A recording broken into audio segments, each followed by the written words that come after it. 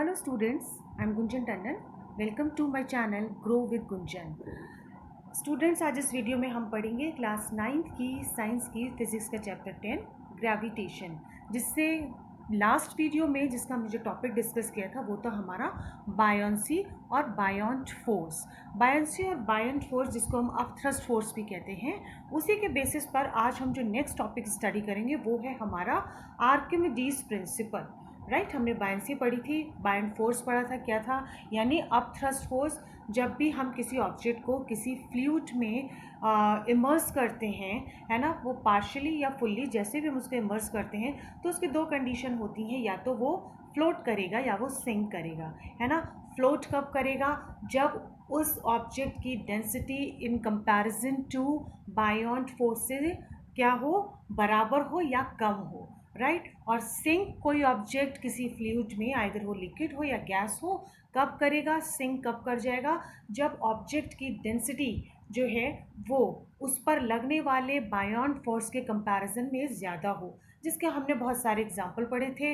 एक नेल का सिंक कर जाना और एक रबर कॉर का फ्लोट करना। उसी के बेसिस पर आज हम आर्किमिडीज प्रिंसिपल को स्टडी करेंगे, जो बहुत ही सिंपल और बहुत ही क्लियरली स्टेट किया हुआ है। Archimedes principle states that a body is immersed partially or fully in a fluid. Fluid can be liquid और गैस, दोनों ये हमें पता है। It experiences an upward force. Upward force की बात हमने करी थी, तो वो क्या था हमारा अपवर्ड फोर्स? यानी वो था हमारा बायोंट फोर्स और अपथ्रस्ट, है ना, जिसको हम बायोंट और अपथ्रस्ट फोर्स कह रहे थे, राइट। इसको हमने क्या नाम दिया था? बायोंट और अपथ्रस्ट फोर्स। तो वही बात हो रही है। Archimedes principle state then a body और any object is immersed partially or fully in a fluid, it experiences an upward force that is equal to the weight of the fluid displaced by it. अब यहाँ पर Archimedes ने ये state किया है कि जब भी हम किसी ऑब्जेक्ट या किसी बॉडी को पार्शियली या फुली किसी फ्लूइड में इमर्स करते हैं, तो वो ऑब्जेक्ट या फिर वो बॉडी एक अपवर्ड फोर्स एक्सपीरियंस करती है, जो किसके इक्वल होता है? Wait of the fluid displaced by it. जितना भी वो पानी ऑब्जेक्ट वहाँ पर उस फ्लूइड में डूबने के बाद, है ना, फुल्ली या फिर पार्शियली इमर्स्ड होने के बाद कुछ फ्लूइड को जब वहाँ से वो हटाता है, डिस्प्लेस कर देता है, उसके वेट के इक्वल होता है, राइट। तो क्या मतलब हुआ यहाँ पे कि जब भी हम किसी ऑब्जेक्ट को पार्शियली या फुल्ली किसी फ्लूइड में इमर्स कर रहे हैं, तो वो एक अपवर्ड फोर्स फील करता है, जो यहाँ पर किसके इक्वल हो जाएगा? Weight of the fluid displaced by it. Displaced by it का means displaced by an object और अ बॉडी, राइट। तो अब देखते हैं यहाँ पर, देखो एक सिंपल सा कि एक एक्सपेरिमेंट है हमारा। एक हमने कंटेनर लिया हुआ है जो कंप्लीटली फिल है विद वाटर, है ना, ऊपर रिम तक, यहाँ तक पूरा ये पानी जो है यहाँ पे इसका जो है वो फिल किया हुआ है, ठीक है। यहाँ पे हमने देखेंगे पूरा पानी से ऊपर तक लबालब, जिसे हम कहते हैं ना, हमारी बकेट या कोई कंटेनर भरा हुआ है। अब एक हमने यहाँ पर एक 5 kg का वेट लिया और उसके ऊपर ये एक स्ट्रिंग लगा दिया है फॉर मेजरिंग द वेट और बैलेंस, है ना, जिसको हम स्प्रिंग बैलेंस बोल रहे हैं, ये वेट मेजर करेगा। यानी एक 5 kg का हमने एक ऑब्जेक्ट लिया है ना, एक ऑब्जेक्ट लिया है जिसका वेट है 5 kg, और एक कंटेनर लिया है जो फुल्ली फिल्ड विथ वाटर है, और उसके ऊपर हमने क्या लगा रखा है? एक यहाँ पर स्प्रिंग बैलेंस। स्प्रिंग बैलेंस हमने यहाँ पे लगा रखा है, राइट। क्या है ये हमारा?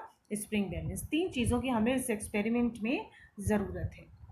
देन उसके बाद हमने क्या करा? नेक्स्ट देखो, यहाँ पर हमने ऑब्जेक्ट को इसमें इमर्स किया इस कंटेनर में। साइड में हमने एक चीज़ और रखी हुई है, एक एम्प्टी कंटेनर, है ना, एक एम्प्टी बाउल, या फिर हम कह सकते हैं एक एम्प्टी कंटेनर और बकेट हमने यहाँ पर रख रखी है साइड में। जब यही ऑब्जेक्ट देखो इस पानी में हमने इमर्स किया, छोड़ दिया, तो क्या हुआ? जब कोई ऑब्जेक्ट पानी में फ्लूइड में जाता है, यहाँ पर हमने क्या लिया हुआ है? लिक्विड लिया हुआ है, एक वाटर लिया हुआ है। तो वो लिक्विड भी, वाटर भी जो है वो एक बायोंट फोर्स, एक अपथ्रस्ट फोर्स उस ऑब्जेक्ट पर लगा रहा है। कितना लगा रहा है? वो लगा रहा है वो 2 kg, है ना। यहाँ पे व्हाट इज 2 kg?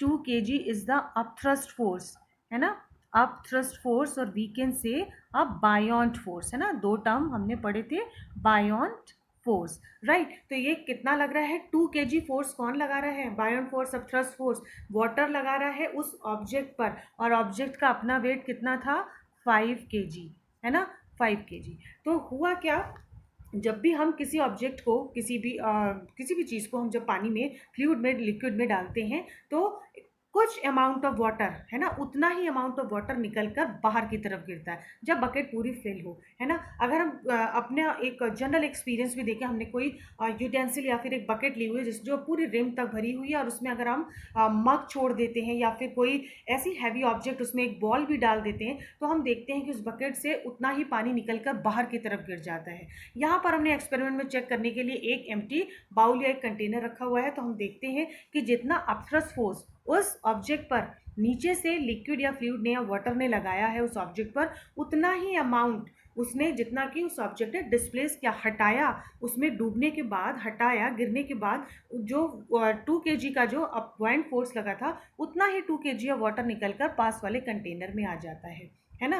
तो क्या हुआ, आर्किमिडीज प्रिंसिपल वाली बात हो गई कि कोई भी ऑब्जेक्ट जब पार्शियली या फुल्ली हम इमर्स करते हैं, तो जितना भी अपथ्रस्ट फोर्स उस ऑब्जेक्ट पर लगता है, उतना ही वो किसके इक्वल होता है, wait of the object, wait of the fluid displaced by it, है ना। जितना वेट वो फ्लूइड को हटाता है, वो और बायोन फोर्स इक्वल हो जाते हैं। तो देखो यहाँ पे क्या था, इसने क्या लगाया, 2 kg लगाया बायोन फोर्स, है ना, बायोन फोर्स लगाया, एंड 2 kg कितना, उतना ही उसने वाटर डिस्प्लेस्ड किया, वाटर डिस्प्लेस कर दिया, है ना। तो क्या हुआ, बायोन फोर्स एंड वाटर डिस्प्लेस्ड, है ना, जितना डिस्प्लेस्ड वाटर था उसका वेट दोनों का क्या है, ये इक्वल है। 2 kg बायोन फोर्स लगा पानी की वाटर की तरफ से, उतना ही वाटर ऑब्जेक्ट ने डिस्प्लेस कर दिया, हटा दिया, क्योंकि उसको भी स्पेस चाहिए थी। जितना उसने स्पेस, जितना बायोन फोर्स उसने लगा था, उतना ही अमाउंट का वाटर निकल कर